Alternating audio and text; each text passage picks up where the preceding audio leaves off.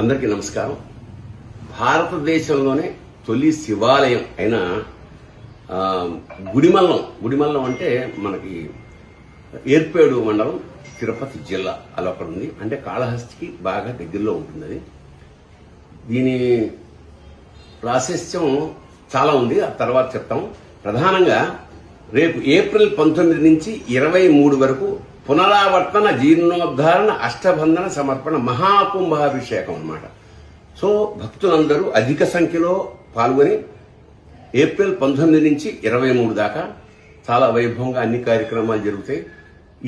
ఈ విశేషం ఏంటంటే ఈ శిల్పం, ఈ రాయి ఏదైతే ఉందో అది భారతదేశంలో ఎక్కడా లభించని రాయి.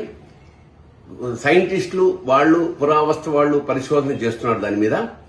అది ఏదో ఉల్క లాంటి ఒక పైనుంచి పడ్డప్పుడు దాన్ని చెక్కారని ఒక ప్రతీతి. కాకపోతే సైంటిఫిక్ గా ఇంకా మనం కన్ఫర్మ్ చేయలేదు.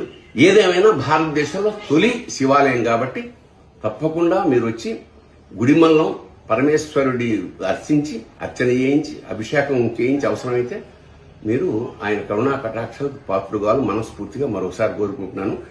మరొక్కసారి గుర్తు చేస్తున్నాను, ఏప్రిల్ 19 నుంచి 23 దాకా గుడిమల్లంలో మహాకుంభాభిషేక. శుభం భూయాత్. శివోహం.